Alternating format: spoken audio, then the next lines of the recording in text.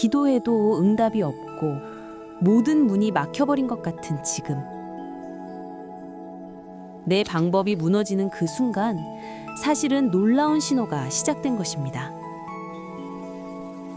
환경은 그대로지만 당신의 마음이 달라지고 있다면 보이지 않는 길을 향해 내딛는 그 작은 순종 하나가 하나님이 직접 나서시는 기적의 시작입니다.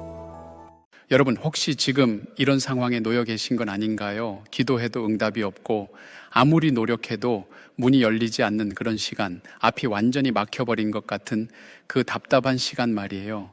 그런데 오늘 여러분께 정말 중요한 이야기를 하나 드리고 싶어요. 성경을 자세히 보면 놀라운 공통점이 하나 있습니다. 하나님이 직접 나서시는 사람들에게는 그 전에 반드시 나타나는 신호가 있었어요. 그리고 그 신호가 바로 지금 여러분이 겪고 있는 그 상황일 수 있습니다. 오늘 그 세 가지 신호를 성경 말씀과 함께 나누려고 합니다. 끝까지 함께 해주시면 지금 겪고 있는 이 시간이 전혀 다르게 보이실 거예요. 첫 번째 신호 내 방법이 전부 막힐 때입니다.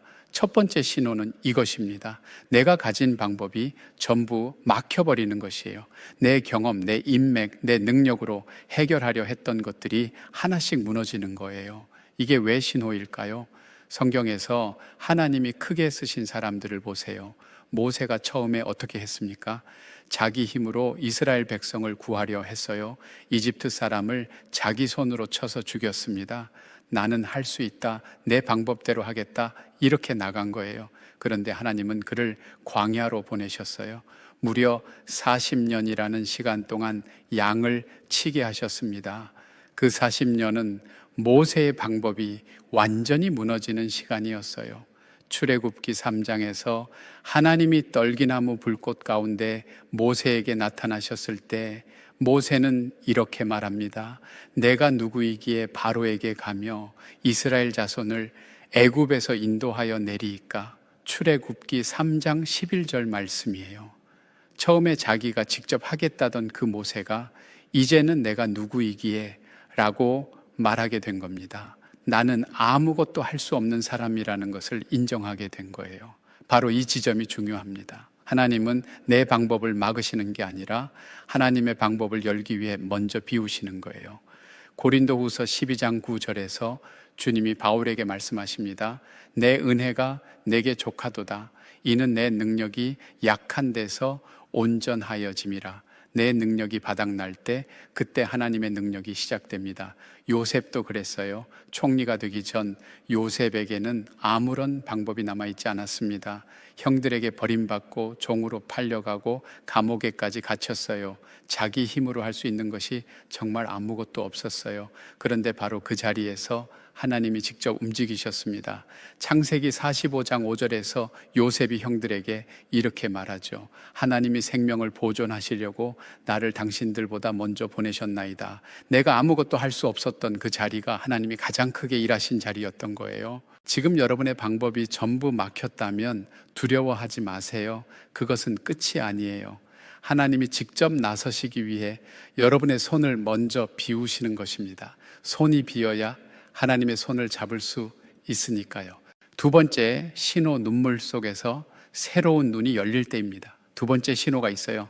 환경은 전혀 바뀌지 않았는데 나의 내면이 달라지기 시작하는 겁니다. 이게 무슨 뜻일까요?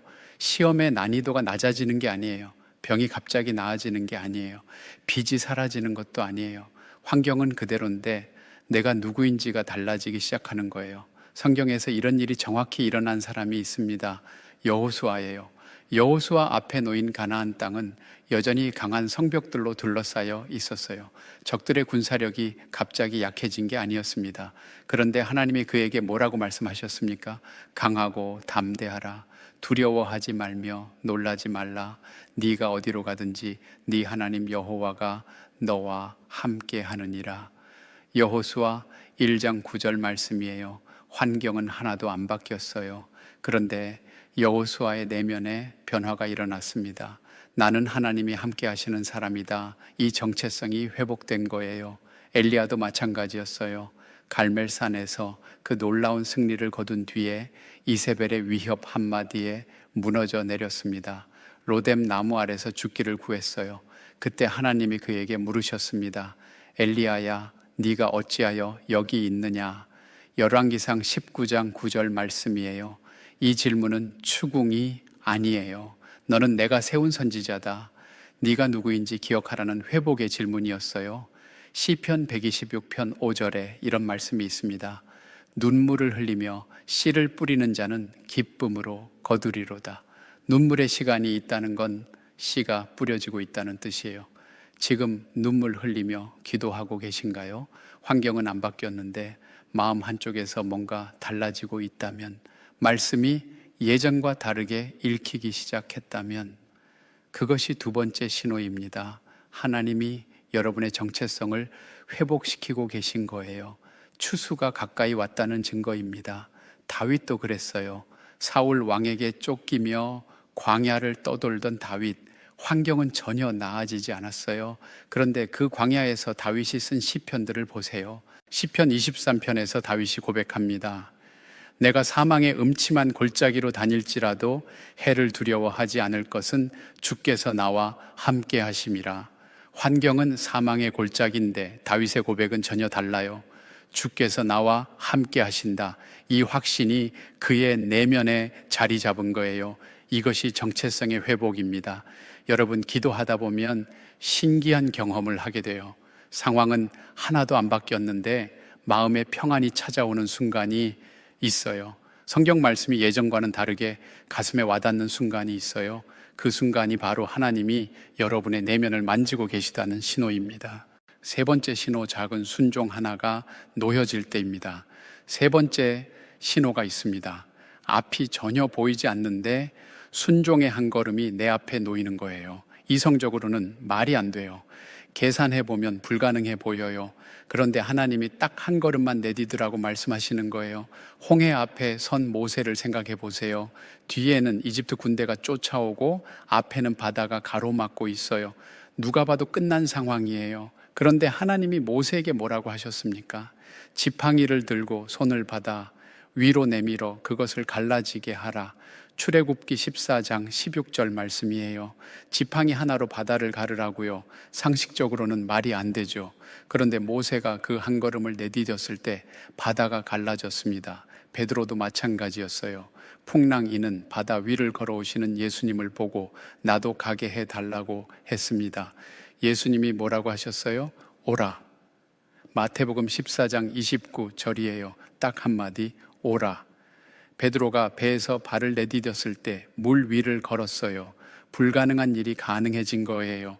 히브리서 11장 1절에 이렇게 기록되어 있습니다. 믿음은 바라는 것들의 실상이요 보이지 않는 것들의 증거니 보이지 않는데 내딛는 것, 이것이 믿음입니다.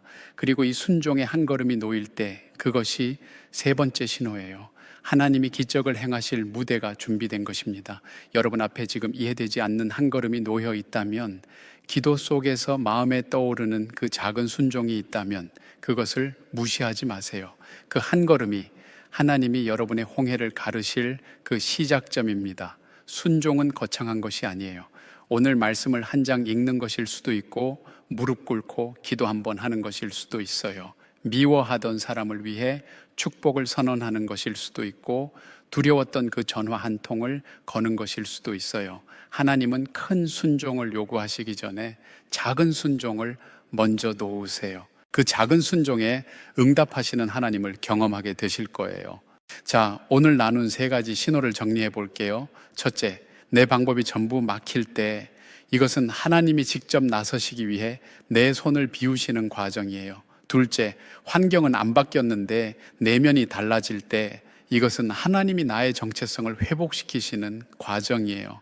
셋째, 이해되지 않는 순종의 한 걸음이 놓일 때 이것은 하나님이 기적의 무대를 펼치시려는 직전 순간이에요. 혹시 지금 이 세 가지 중에 해당되는 게 있으신가요?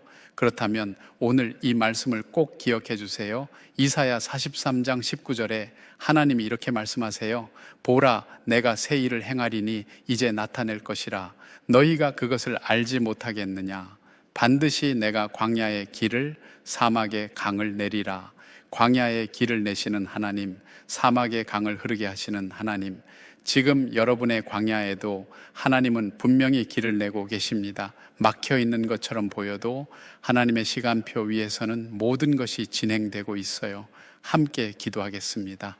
사랑의 하나님, 지금 이 영상을 보고 있는 모든 분들의 마음을 주님이 만져 주시옵소서. 앞이 막혀 답답하고 기도해도 응답이 보이지 않아 힘겨운 그 시간 가운데 계신 분들에게 주님의 위로를 부어 주시옵소서. 오늘 말씀을 통해 깨닫게 하소서. 이 막힘이 끝이 아니라 주님이 직접 나서시기 직전의 신호라는 것을, 내 방법이 무너진 자리에 주님의 방법을 세워 주시옵소서. 눈물 흘리는 이 시간이 기쁨으로 거두는 그날을 준비하는 씨 뿌림의 시간임을 믿습니다. 보이지 않아도 한 걸음 내딛는 그 믿음을 허락하여 주시옵소서. 광야의 길을 내시고 사막의 강을 흐르게 하시는 하나님, 오늘 이 말씀 앞에 선 모든 분들의 삶 가운데 주님의 새 일을 행하여 주시옵소서. 여러분, 하나님은 지금 이 순간에도 여러분의 삶 가운데 일하고 계십니다. 포기하지 마세요. 지금 이 시간이 하나님이 여러분을 위해 준비하신 가장 아름다운 이야기의 시작입니다. 하나님의 풍성한 은혜와 평강이 여러분의 오늘 하루 그리고 앞으로의 모든 날 위에 충만하기를 축복합니다. 예수님의 이름으로 기도합니다. 아멘.